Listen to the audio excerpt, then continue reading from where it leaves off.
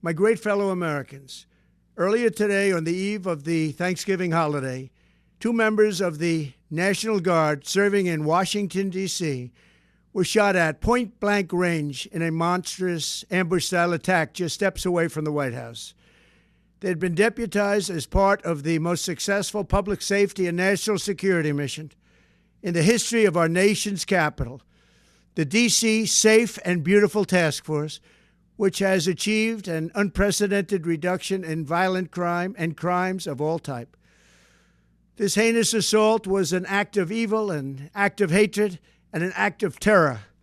It was a crime against our entire nation. It was a crime against humanity. The hearts of all Americans tonight are with those two members of the West Virginia National Guard and their families. The love of our entire country is pouring out for them, and we are lifting them up in our prayers.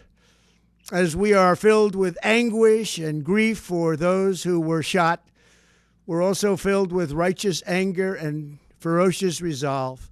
As President of the United States, I am determined to ensure that the animal who perpetrated this atrocity pays the steepest possible price. I can report tonight that based on the best available information, the Department of Homeland Security is confident that the suspect in custody is a foreigner who entered our country from Afghanistan, a hellhole on earth. He was flown in by the Biden administration in September 2021 on those infamous flights that everybody was talking about.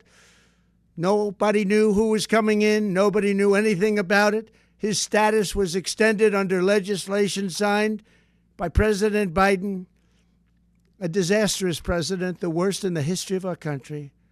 This attack underscores the single greatest national security threat facing our nation. The last administration let in 20 million unknown and unvetted foreigners from all over the world, from places that you don't want to even know about.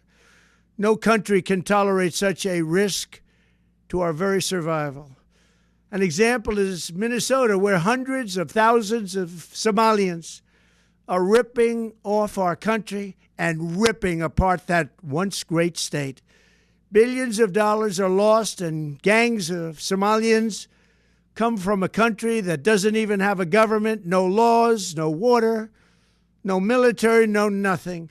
As their representatives in our country preach to us about our Constitution and how our country is no good. We're not going to put up with these kind of assaults on law and order by people who shouldn't even be in our